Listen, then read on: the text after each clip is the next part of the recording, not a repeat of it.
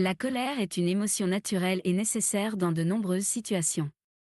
Tout au long de l'histoire de l'humanité, il a servi de mécanisme de défense pour réagir aux menaces, aux injustices ou aux problèmes qui nécessitent une réponse immédiate. Cependant, même s'il est normal de ressentir de la colère de temps à autre, vivre constamment dans cet état peut devenir un problème tant sur le plan personnel que social. Se réveiller chaque jour de mauvaise humeur, se sentir irrité par le moindre inconvénient et réagir de manière impulsive peut affecter la qualité de vie et les relations avec les autres. Le cerveau traite la colère comme une réponse à une menace perçue. Il peut s'agir d'une situation externe, comme un commentaire offensant ou une action injuste, ou de quelque chose d'interne, comme des pensées récurrentes ou des souvenirs désagréables. Dans un scénario idéal, la colère devrait être une émotion momentanée qui va et vient en quelques minutes. Cependant, lorsque cette émotion se prolonge ou devient un état constant, elle commence à générer des effets négatifs sur le bien-être physique et mental. La colère chronique détériore non seulement la santé émotionnelle, mais affecte également le corps, augmentant la tension musculaire, augmentant la pression artérielle et altérant le fonctionnement du système nerveux. Cela peut également affaiblir les relations personnelles, car les personnes autour d'une personne constamment en colère peuvent se sentir mal à l'aise, frustrées ou distantes.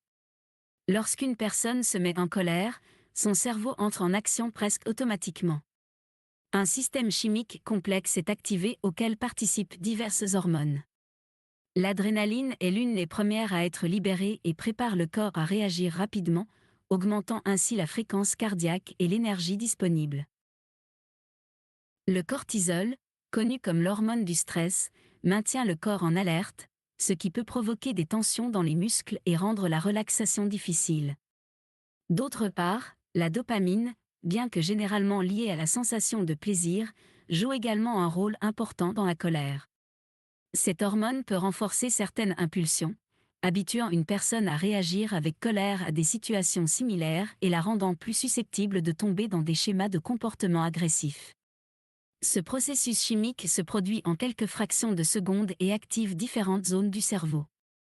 L'amygdale, qui est le centre des émotions, réagit immédiatement à la menace perçue, envoyant des signaux au reste du cerveau pour déclencher une réaction.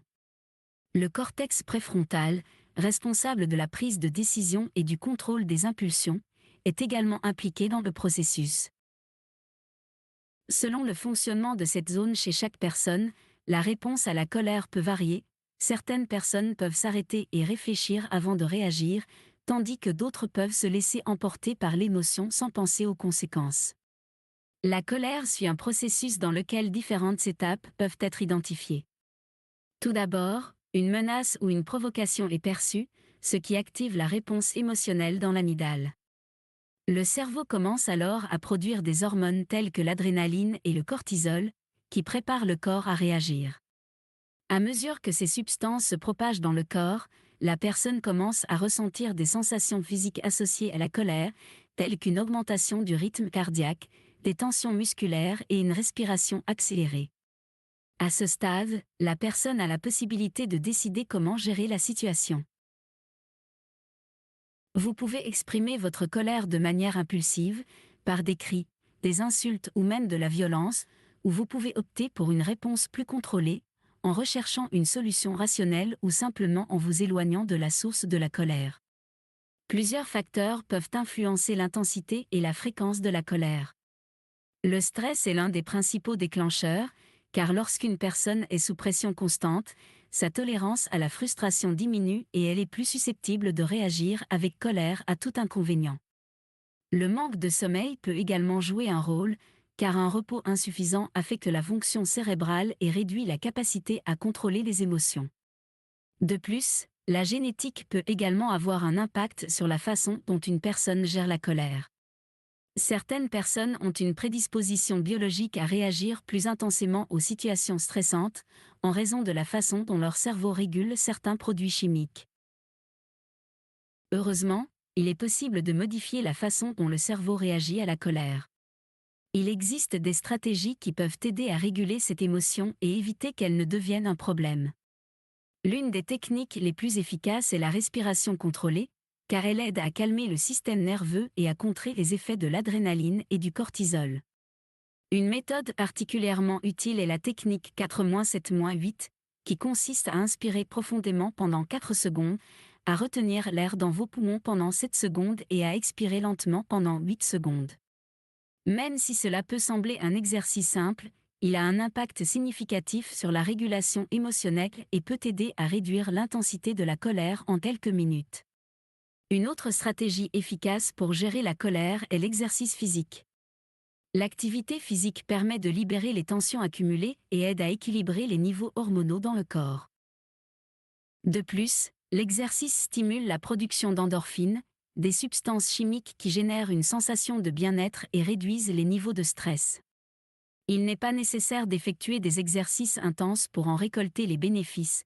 Une marche rapide ou une série d'étirements peuvent suffire à soulager les tensions et à améliorer votre humeur.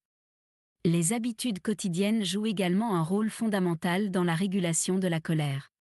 Une bonne nuit de sommeil est l'un des meilleurs moyens d'améliorer le contrôle émotionnel, car un repos adéquat permet au cerveau de fonctionner de manière optimale et réduit le risque de réaction impulsive.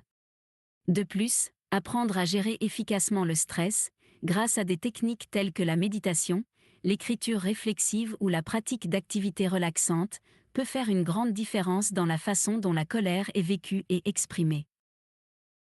Pour le visualiser de manière pratique, vous pouvez imaginer que le cerveau est comme un laboratoire interne où des expériences chimiques sont constamment réalisées.